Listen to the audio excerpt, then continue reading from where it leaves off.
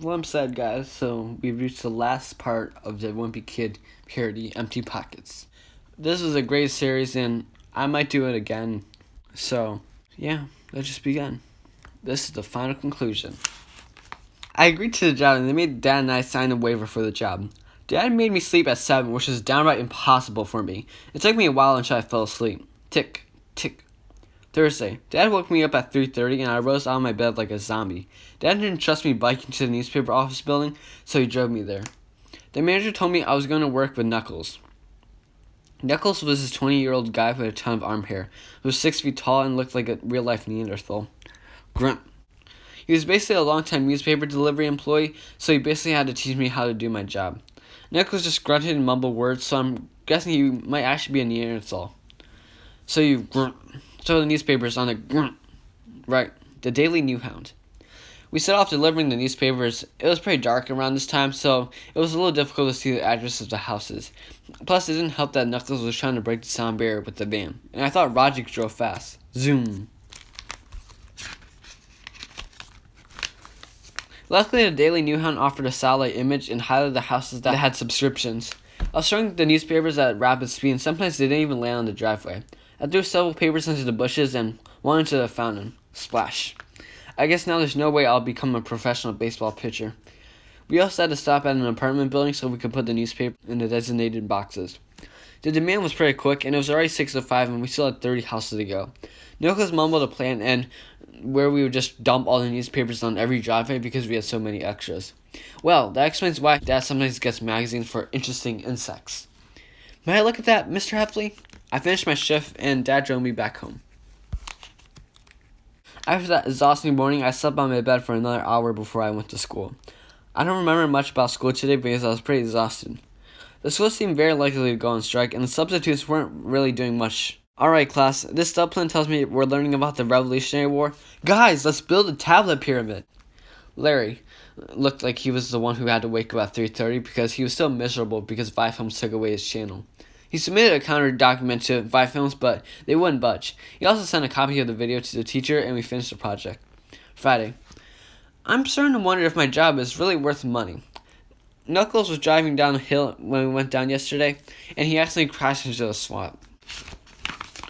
We managed to get out with some really hard reversing on the van, but we've wasted a bunch of time. I'm surprised Knuckles hasn't even been fired yet.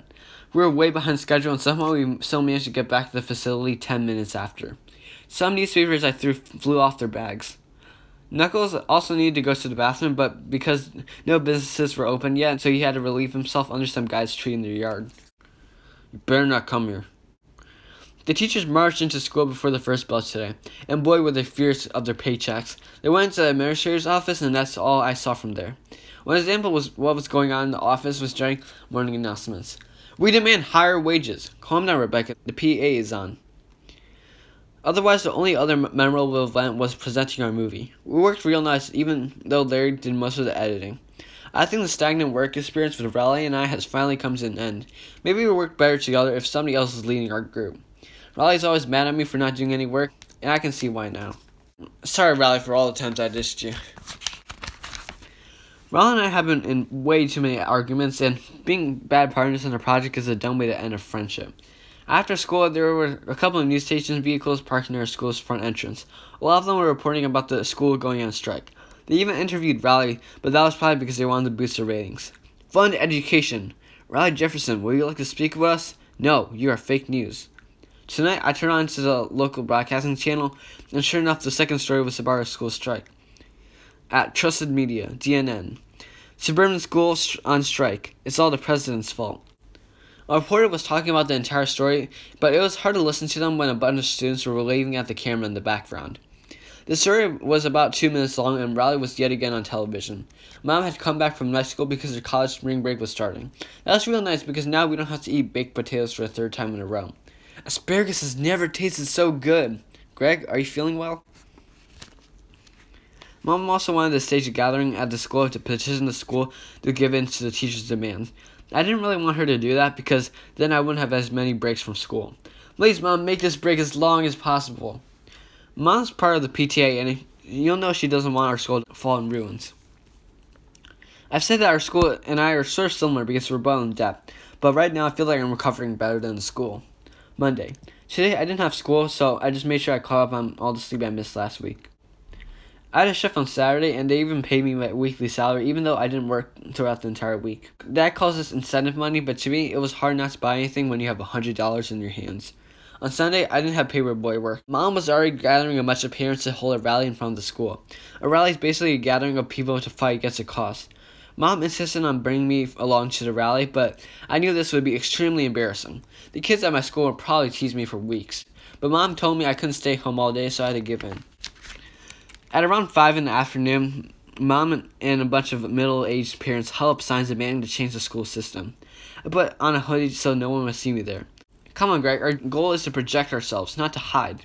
Mom started by giving a short speech about kids' education or whatever, but it sounded like she was running for office. So if you want these changes to be established, you know who to vote for.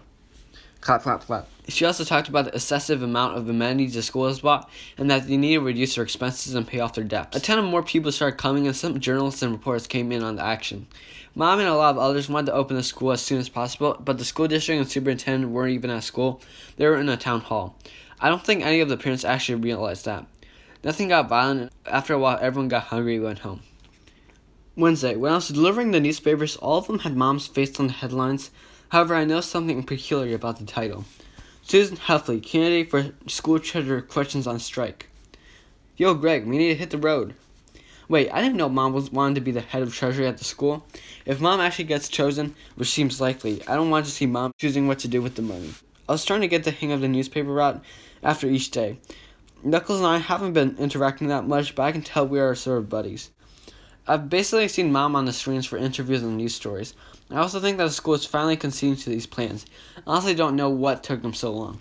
The district announced that the schools will be reopened on Thursday, and extra days will be added after the supposed last day of school. Now all of us will have to stay at school through the summer. That also includes all the days that we've been canceled off for snow. The school also said that the kids who will be in the summer school will have their punishment after the regular kids actually leave for summer. Seriously, we need more days? I guess it's not really a summer school after all. Maybe the punishment is so long they'll need to change to winter school. Chatter, shiver.